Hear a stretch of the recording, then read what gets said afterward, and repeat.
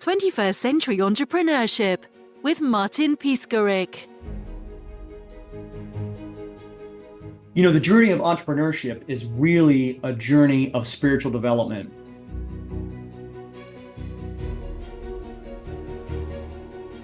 And a lot of people get into entrepreneurship thinking that that's going to be the path to wealth or riches. And for me personally, I didn't realize what the truth of all this was until I was sleeping on a couch, several $100,000 in debt with multiple failed businesses, when I finally realized that entrepreneurship and business is a spiritual journey requiring a spiritual transformation.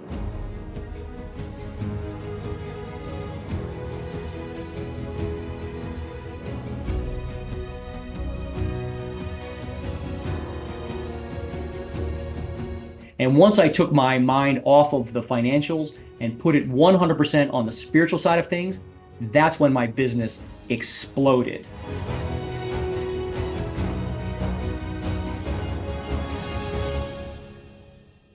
I'm Greg Ward. I'm the founding partner of the Ward Law Group, law firm that handles car accidents and personal injury cases in South Florida. And we've now opened offices in New York and Orlando and are handling cases across the country. In the last 10 years, we've grown from just my wife and myself working in a back office with a fold-out table and a laptop computer to over 200 employees around the world. And our revenue has grown from less than $500,000 a year to this year will be over $60 million in gross revenue in just 10 short years.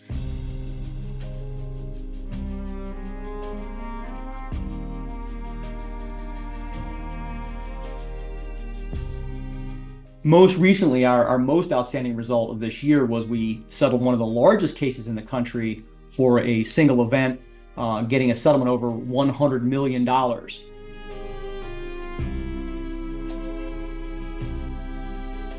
Now, if you told me at the beginning of my career that would be the crowning achievement of my career, I obviously would have been very happy about that. But what I actually realized through my journey is that each step along the way was really the milestones and the things to celebrate.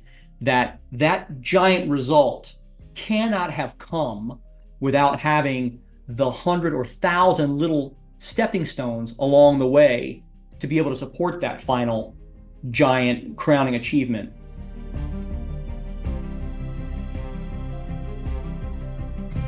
You know, I really, talk to young business people when they see that and they come up and they see our success and, the beautiful homes and the planes and the other things, and they get really excited about it.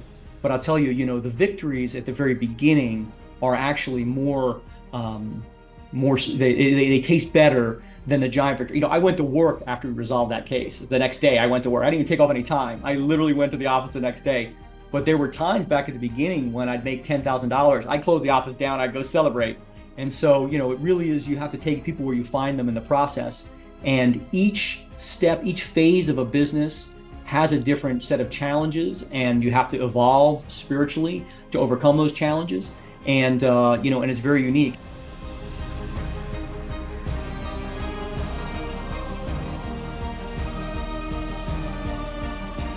And anybody who tells you you can be an instant success overnight, that's just baloney. It just isn't true. By listening to this podcast and other podcasts, you're going to see that, it's really a journey. It's really an evolution. And there are no get-rich-quick schemes. There just are not. Even Steve Jobs said Apple was an overnight success story that took 20 years. And I believe that 100%. It's always, willing to do the work, changing yourself. Another thing, most of our barriers to success, I believe, come from the leaders of organizations. So when you're in an organization, if your organization is having a problem, you got to look inside yourself first, because there are so many of our personality qualities that come out that we don't even know about. They're blind spots.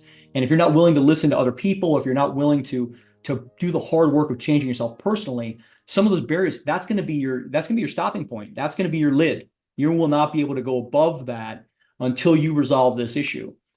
Many businesses struggle with things like communication issues. I do too, right? I mean, you think a lawyer is a great communicator, and I have trouble holding people accountable sometimes. I have trouble communicating my vision clearly, and my team does too. And or have trouble making the hard call, and maybe firing somebody who you love, or going to business with a friend and then you get compromised, and we can't make that tough decision. And the point is that those little things will begin to limit us as entrepreneurs, as business people. And if we're not willing to make those tough, choices, but not just choices, the tough changes to your life and to your psyche and who you are, if you're not willing to make those changes, it's fine. You could get stopped at 1 million or 10 million. Let's say it's 10 million, and you say, hey, Greg, I'd love to make 10 million. Well, when you start out, I don't know if you really should be starting out just looking for the money, but the truth is, I don't think anyone would say they don't want to make $10 million, but you may get stuck there if you're not willing to say, hey, you know what, I can evolve more and bring about more change and more impact if I do the hard work on myself and change me, because I'm the one who's holding my business back. It's not the people around me, it's me.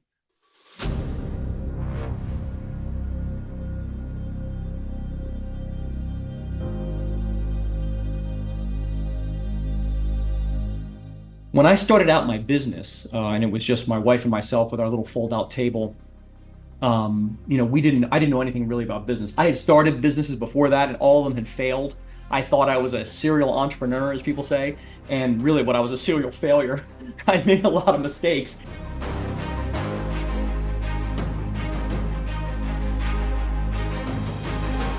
And so the first thing my wife did was, she was my girlfriend when we started together. She said, listen, stop fooling around with these other businesses, just work on one business and get really good at that. And so I agreed to do that and wrapped up the other couple businesses that were still kind of dying a slow and painful death. And so we started together.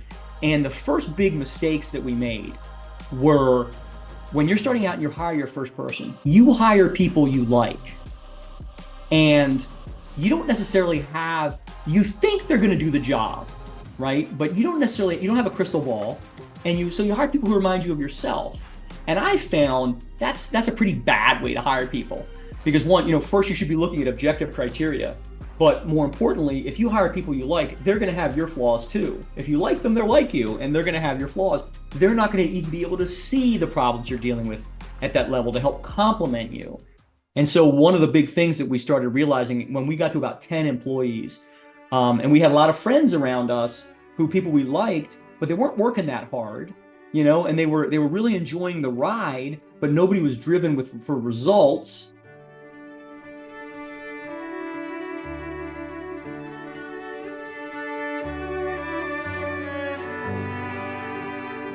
Well, then we started saying, hey, we need to get some pushers here. We need to get some people who really do the work. And so we had to start hiring people maybe we didn't like as much, but could get the job done. One of our highest ranking managers now is a woman who went to high school with my wife. They grew up together. I say grew up together. My wife did not like her at all. When she was recommended for the job, my wife said, I do not like that girl. I'm not going to hire her. And the person who was recommending her said, she's great. She really knows what she's doing. And we took a gamble. We hired her. And she's now, of the 200 people, she manages a team of about 85. And she's tough.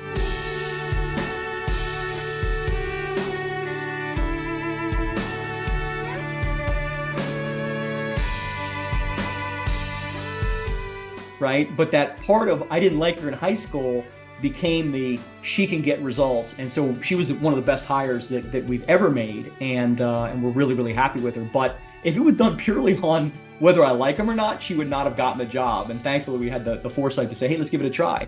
And we were young enough back then, and we were small enough that it wouldn't make that much of a difference. But that was a valuable lesson.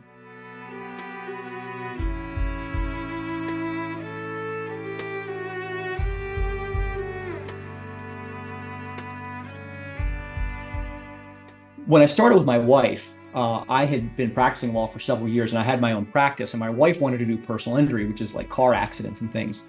And the practice that I had was a very complicated legal practice. And so I told my wife, you go do your car accident practice. I'm going to keep doing what I do. And she had a really great result in her first case. And I thought to myself, hey, I'm working too hard, doing this, where this other practice area can have a bigger impact. Couple key points that I learned right here.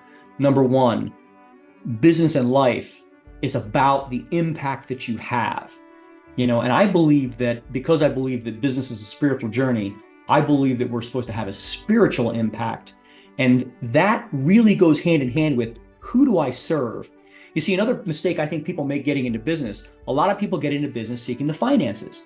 But if you don't know who you're called to serve, who the purpose of your life is to serve, it's not to make widgets, right? The widgets will help somebody do something they need to do. And listen, entertainment is fine, and eating Big Macs is fine, or whatever we want to do. But I believe that all of the real entrepreneurs are called to serve a group of people or provide some kind of service. And then through that service, really be a light to other people and help make an impact in their lives. And I didn't put all that together until after maybe the second year or third year of this business that my wife and I started, this law firm. Once I realized that, it was rocket fuel. I said, what, I'm supposed to serve the Hispanic market. I don't speak Spanish very well, but I realized that with my skill set and the problems they were facing, I was uniquely situated because I cared for them more than my competitors did. I legitimately cared for these people. I was called to serve them. And my wife, she walked across the border at 14 years old with a backpack and a little tiny necklace, her baby brother in her arms. And she had to go the very, very hard immigrant route, selling mangoes at flea markets and things. And so she, of course, is committed to serving immigrants and people who are from other countries. And those people get really abused by our legal system if they don't have people who care about them and stand up for them. And so when we started realizing that these were the people we loved and wanted to serve, it really just made us take off. And then my other skills, like learning how to scale a business and other things, I started putting systems in place and having a bigger and bigger impact, because it was always about impact. I never really set a revenue target. I set an impact target, and it was how many people can we help in a year? And when I did that, then we always exceeded that impact target, because it wasn't about, hey, I'm going to put this much money in my pocket. It's about, hey, how many people can I help? And another little shout out to the folks out there who may be thinking, once you get over 10 million in revenue and you've got nice stuff, I believe it's a spiritual journey. So you're going to continually be attacked and have opposition to overcome. And for me, I'm 52 now. I had a retinal attachment. And so I was stuck sitting for my 50th birthday. I was sitting in a chair face down for 2 months. I couldn't move. And I literally was like, okay, it's time for me to retire now. I can retire. I got enough money in the bank. I don't need to work another day in my life. And so I'm sitting there, I'm listening to the Bible, and I just realized, what? I was called to serve these people who are scared and many times poor or working poor, and there's nobody standing up for them. And I had that realization sitting in this chair, and I'm like, what? No, I still have work to do. But there's a battle there that's going to happen when you have enough money that, do I want to get up tomorrow and go to work? Do I still want to keep with the grind? And you got to make that decision. And who you serve and how you serve them and why you serve them, that's the fuel that's going to keep you going. And you got to have a keen view for that, because if you don't, the money's not enough. It just isn't. No amount of money could be enough. And I say that from my beachfront place in Miami. It's easy to say that now, but truly, if you're, you've got to have something more than just the money and your ego too, right? Because it's nice to brag. You go back to your high school reunion and you're like, yeah, drive up in your Rolls Royce or whatever it is. You know what? They talk about that the next day, and then it's gone. And then you're worried about your car getting scratched in the parking lot. So you got to have more than just the money driving you.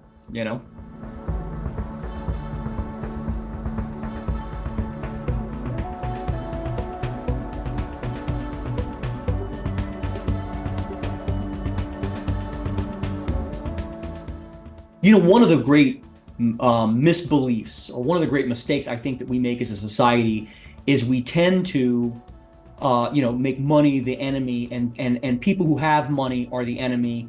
And I know, growing up, because I grew up Catholic in a very Catholic household, that kind of like poverty is a virtue, and it's not. People, and I see this because I hang out with wealthy people now. And I can tell you, there are wealthy people who are the nicest people in the world, and there are wealthy people who are the biggest jerks in the world. And money does not change your personality. It reveals your character. So if you're a jerk and you get a lot of money, you're going to be a bigger jerk. And if you're a nice guy and you get a lot of money, you're going to be a nicer guy. I am able to give away a lot of money to charity. I love to give money to charity. We're supporting orphanages and churches and schools and orphanages in South America. We're feeding hungry in the Dominican Republic, and we give away hundreds of toys at Christmas time and turkeys and all these. Like, I love to give. I love to go and see these little kids who we were in Rome, and there were these little kids who were begging there, and my twin girls had a Anna and Elsa doll, and they have like 10 Anna and Elsa dolls. They don't need another Anna and Elsa doll. And these little kids are begging on the street corner, and I said to them, I said, Chloe and Kaylee, that little girl doesn't have, or those girls don't have, those two girls don't have dolls. You have a doll. It would bless her if you give them those dolls. And they gave her the dolls. And this was like 2 years ago. And my kids still remember that. Remember we gave our dolls to that girl in Rome? And I'm like, I want that little girl who's there to realize that there are strangers who care about you, even if they don't know you. Like, we care.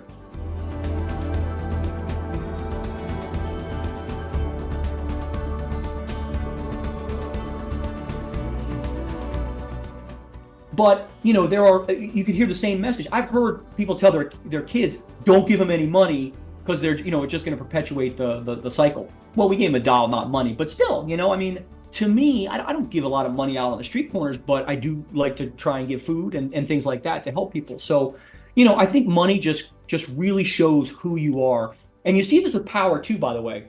You want to take it one step further. I see this with managers. I can promote people in my organization. You give them power. You can see them open up and become really loving, guiding mentors who want to have the biggest impact on people and help them grow.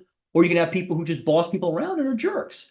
And, unfortunately, there's no way back from that. I've lost some people who were good performers, and I turn them into management, and they become bad managers, and I got to offboard them because there's no way to demote them. So money, power, stuff like that, it just reveals who you really are. Are you going to be a giver and someone who loves people and gives back? Or are you going to be a jerk who's going to use the money to boss people around? And listen, by the way, I'm sure there's some people who are like, Greg's a jerk with money. I don't know, but I'm sure I've pissed some people off. But generally, in the truth, I hope you should give bigger tips. You should watch out for those guys. I started my work as a dishwasher, so I know what bad jobs are, and nobody ever gave me any tips when I was a dishwasher. So try and make other people's lives more meaningful. And just be helpful to people. Life is too short to be mean. But money definitely, it reveals your character. You're a good person or a bad person, and money's just going to show who you really are.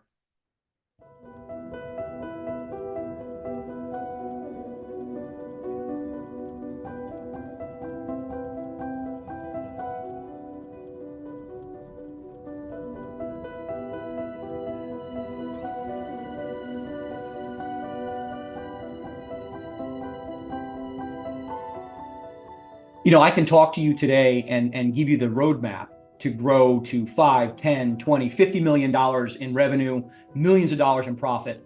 And that actually isn't that hard. It's hard, but it's simple and straightforward.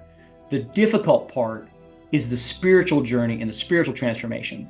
What I realized my first real big breakthrough was that this was a spiritual journey. And so what does that mean? Well, I started going to church. I started reading the Bible more. Instead of reading books like Think and Grow Rich, which is a great book, I started reading more biblical books about like business principles and things, working on my character, trying to develop myself into a spiritual being, taking my mind off of the pure revenue goals and focusing more on impact and being a light to people. And that was really the transformational process. But what I want to tell young entrepreneurs is do this stuff first.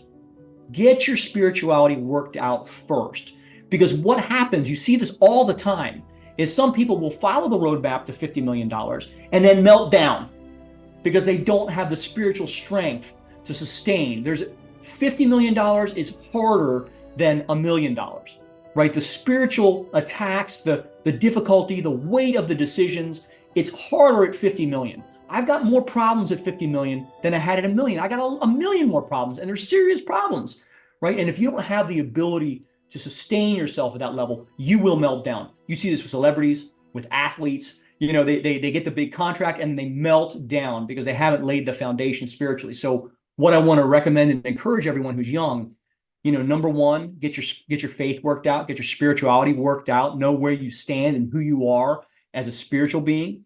Number two, if you're in a relationship, make sure your relationship is tight and your husband or your wife or your significant other, they are 100% on board, because that's another way where your business will crash. If you're already gone all the time and your spouse isn't on board, that's going to be a pressure point where you're going to melt down, and the spouse will say, I don't care about the money, right? You're not here. And your kids, right? You need to make sure that stuff is taken care of. If you have a big business and your kid is melting down, I have an 18-year-old. She turned 18 today. If she weren't happy, yeah, happy birthday, Elizabeth. If she weren't happy, I would be miserable, right? I could be making all the money in the world, and I could try and take her. We're going to the Galapagos next month, right? I could take her there, and if she's sad and upset about something, I'm not going to have any fun at all. I'll just be getting mad at her for not being happy. So you've got to work out the spiritual. You've got to work out the relationships and the family first. That's the most important thing. Get it squared now. Because what happens with entrepreneurs, a lot of times what we do is we are unhappy and we think business is going to fix it. It's not. It's just going to reveal the bigger problems. So you've got to work that stuff out now. That's the hard work of entrepreneurship, not the scaling stuff and the growth. And there's plenty of people out there, myself included, who can tell you, here's the path. You can tell me your problem. We all have the same problems, but if you don't lay that foundation and know who you really are, you're not going to have the ability to sustain the growth, and you'll probably flame out. And by that, I mean, end up on a couch where I was. I was 38 years old, top of my law school class, and ended up sleeping on a couch because I didn't have any of the stuff worked out.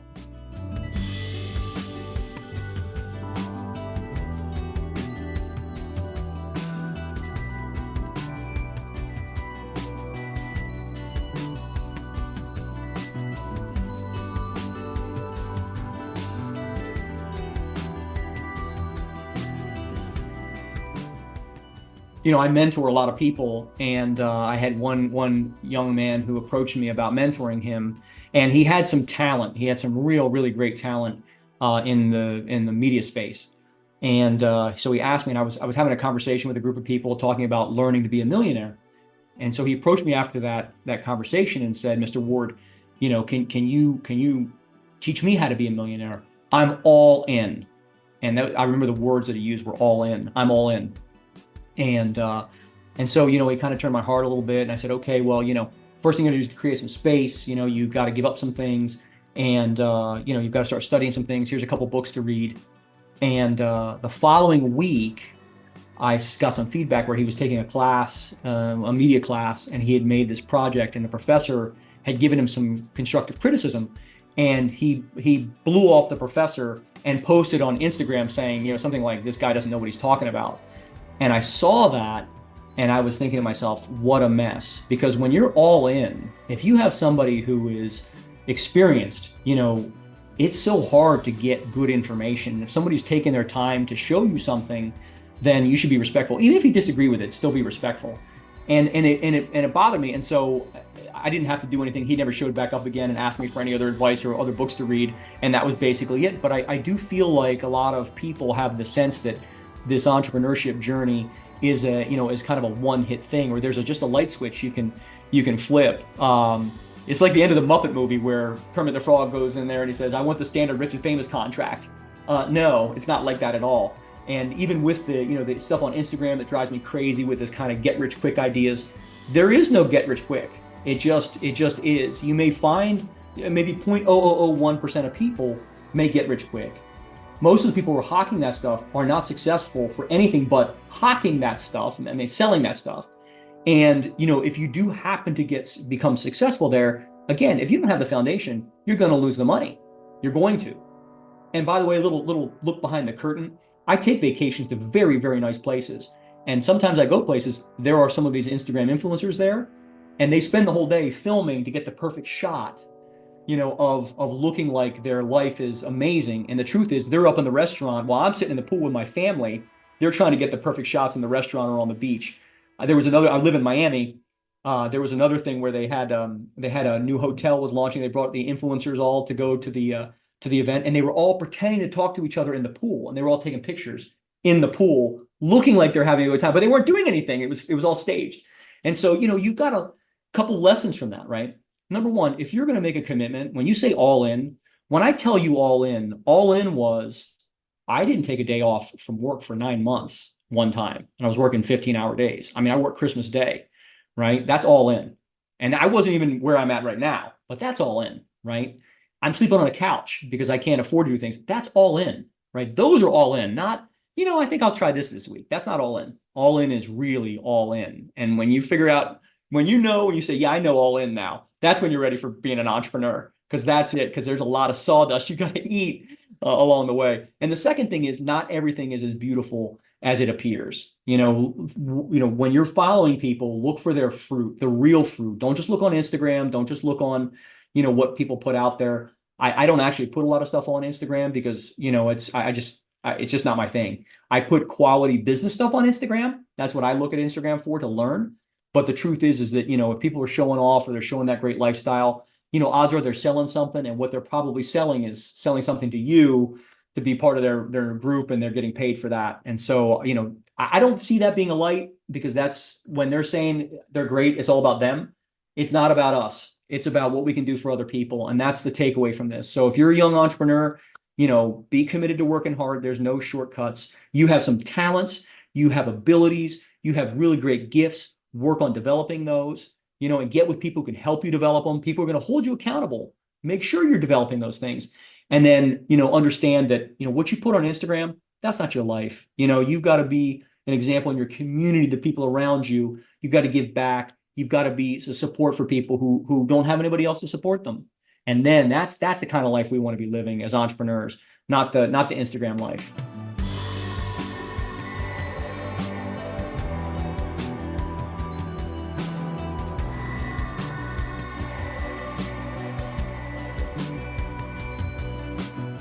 One of the things that I think is most important for all of us is we build a tribe, and we build a community of like-minded people, and we help those who maybe aren't as far along as we are, and we help each other to move forward. So if you want more of this, you can follow me. My YouTube channel is @Attorney Greg Ward, and my Instagram is Attorney Greg Ward. Just follow me, reach out, DM me. I'll be happy to chat with you a little bit and hear your story too, because all these stories are inspiring, and we all have to work together to be a light. Right now, the world is a dark place. The media and politicians are doing their very best to drive us apart and make us feel like everyone in the world is against us. And we're here to say, let's make a big impact and show other people in the world that there are good people, and we do care, and there is a light in the darkness. And that's what we should all want to be.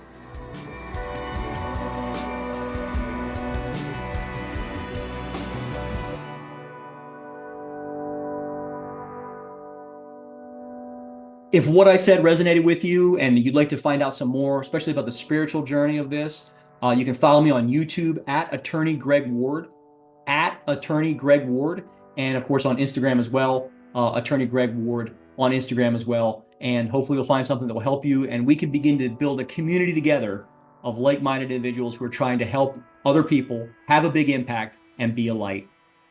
21st Century Entrepreneurship with Martin Piskarik. Imagine a space where triumphs, trials, and tales of entrepreneurship come alive. Welcome to the 21st Century Entrepreneurship Podcast, a gold awarded journey hosted by Martin Piskarik, connecting with listeners in 95 countries and ranking in the top 0.5% of all podcasts. Join our exclusive community, elevate your perspective, and embark on the path to success.